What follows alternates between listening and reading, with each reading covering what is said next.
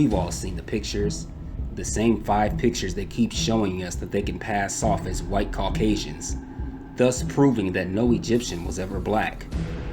These videos usually have names like The Real Faces of Egypt and feature Greek statues operating as stand-ins for traditional Egyptian art. Faded statues might be shown, and sometimes the work does appear to be of a person who doesn't appear to be a so-called black African. But appearances can be deceiving. These Eurocentrics compile slideshows, websites, and books that feature hand-selected photos intended to imply white Caucasian innuendos. Flesh-colored people on a tomb wall in strange poses could be passed off as everyday Egyptians, or an ambiguous sarcophagus with idolized features will adorn the cover of a book. An idolized statue of a goddess might be featured in a close-up on the History Channel, while one with more natural features will be explained away in amateur circles as a white or Arab-type woman with high cheekbones and full lips. We've seen this scribe so many times, he might as well live at our house.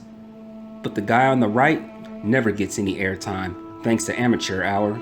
In fact, there are many Egyptian artifacts that are never compiled on Eurocentric videos because their stance is no Egyptian was ever black African, and if so, it was a foreigner. Unfortunately for the Euro critics, this is a wacky theory, and it keeps hanging on a string of hope that's about to drop them into a bottomless pit. Their racist envy and greed for treasure leaves them open to moments of cognitive dissonance.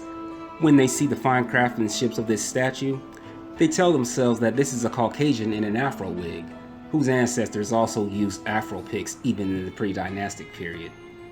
This is what we're dealing with, folks. So let's leave the land of fantasies and get black to reality, where we see 2 types of people that made up the population of ancient Egypt.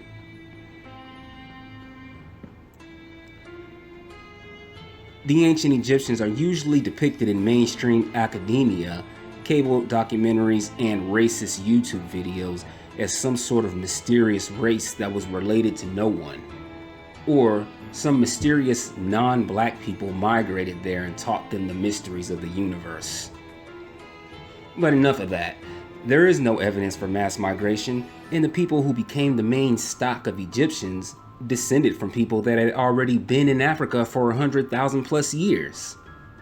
This isn't a documentary on the pre-dynastic period, it's one on presentation. The ancient Egyptians knew exactly what the people around them looked like, and they certainly weren't confused. An Egyptian knew the difference between himself and a so-called Caucasian person, both culturally and physically. An Egyptian knew the difference between himself and a so-called Caucasian person, both culturally and physically.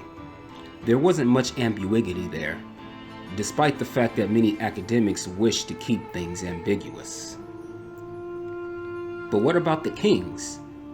Egypt ruled as the only united kingdom on the face of this earth for about 800 years when we saw the rise of Sargon. For the most part, most of these kings were depicted pretty dark, and their faces, even when stylized, had heavy African features.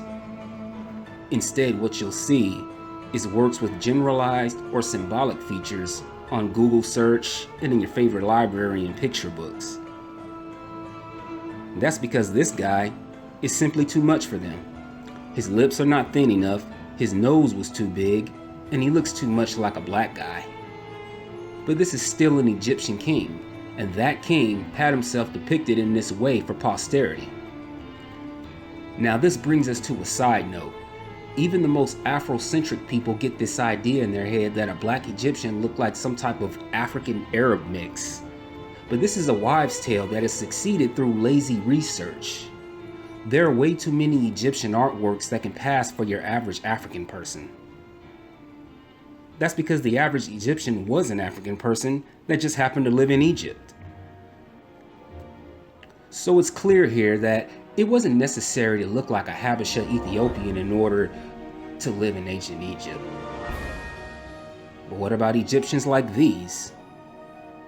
The Eurocritics love to spam these photos down the throats of their Afrocentric enemies, as if these mean something. These are the other people in Egypt that I talked about. It's obvious that these people may not actually be black, but are still Egyptians culturally. What the Eurocritics need to understand is these lighter-skinned, hook-nosed people living in Egypt that are featured in the light scenes are simply one type of Egyptian. The other type is a black African type that we can call your stock Egyptian, because Upper Egypt has had no population replacement by outsiders in its ancient history. These black Egyptians were much more common in the artwork, and if you look at enough of it, you start to notice that the average Egyptian, in mundane scenes to the most high-powered scenes, are usually depicted as pretty dark and look exactly like Africans would look anywhere.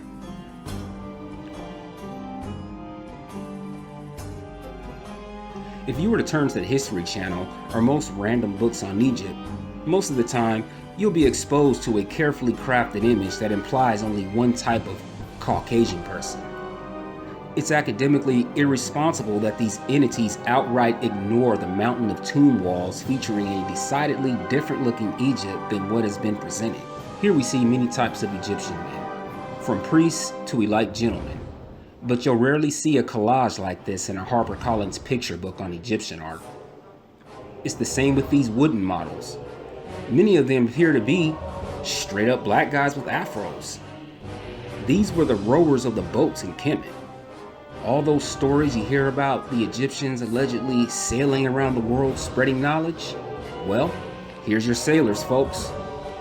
So far, we've seen that the average Egyptian citizen was depicted as brown to very dark brown. There's an amateur debate in the air about Egyptian skin color being featured as light, and Nubians being the only dark-colored people in the Egyptian universe.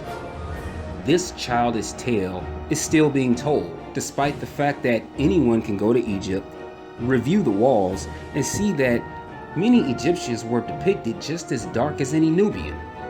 Nubians and also Egyptians have regularly been depicted in some sort of brown to dark brown to black color.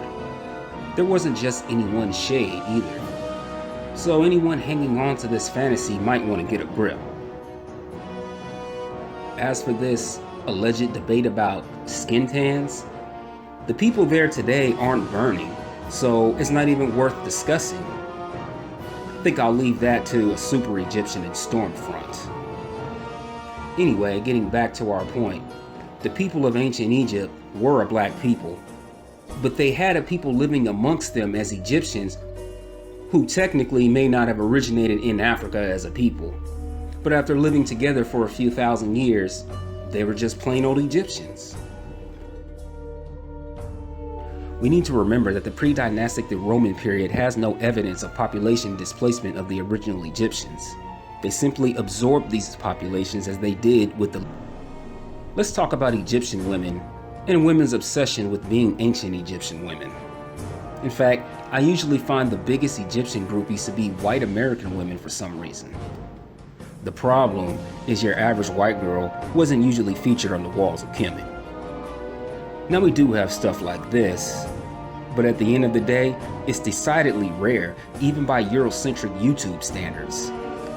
You see, the average Egyptian woman wasn't a white woman and wasn't depicted that way either. To get around this, the Eurocritics will add a placeholder like a symbolic yellow-colored woman and pass that off as a stock Egyptian type. But, as usual, they never show the pictures the people deserve to see. As you can see, none of them looks like this white chick dressed as a freak. And of course, the Eurocentrics know how to paint up their own image library, and they insert that into their websites and videos instead of just using the thousands of years of real Egyptian women. We need to remember that the experts on Proto-Indo-Europeans never included a trip to Egypt in the wanderings of prehistoric white people. So when it comes to the mysteries of Egypt, damn it, there were plenty of white girls there, right? Well, actually not really. You see, even though we have this lady here, most of the time, these females marked as so-called non-black women are usually engaged in some sort of subordinate behavior, usually directed at an Egyptian official decidedly darker than them. Now, if we used Eurocentric standards of Egyptian art, then we see Caucasian women kneeling, doing manual labor, doing hair, providing entertainment, and mostly all around not being worshipped in Egyptian fashion.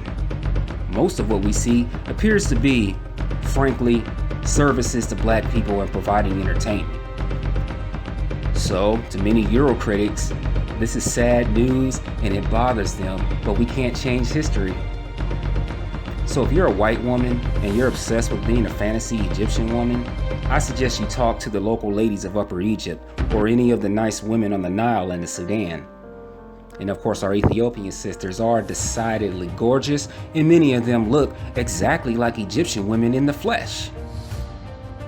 Speaking of Egyptian women, the New Kingdom was a period in Egypt where the culture was rich and the people were in their prime. I looked at women like the real Nefertiti or any of Akhenaten's daughters, and I think about how black these people looked at such an incredible time in Egyptian history. These incredible works stand as a testimony to the ancient magnificence and mystery of the black woman.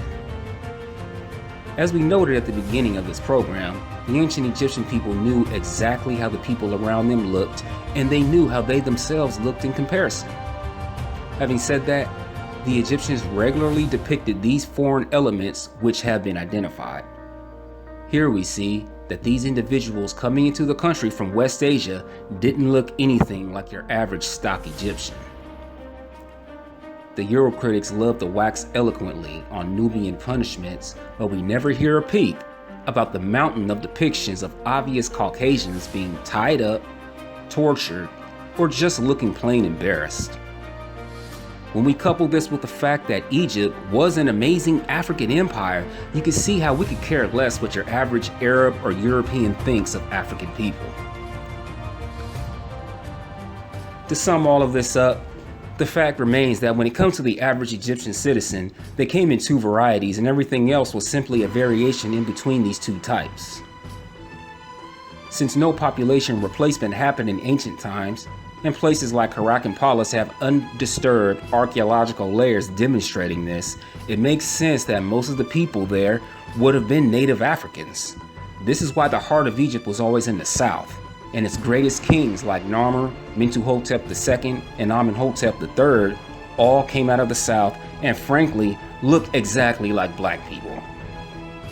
This was your ruling class of the world's greatest civilization.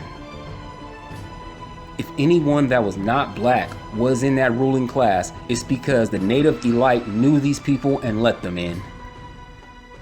This amazing civilization was the culmination of thousands of years of African history, not the beginning of it. It is the beginning for Europeans because their history is so young. But when we look at things from an African perspective, the way it should be, we end up having a better understanding of the magnificence and antiquity of the African mind. You can have your Greeces, your Romes, and your Mesopotamians. We'll take Egypt. Thanks for watching.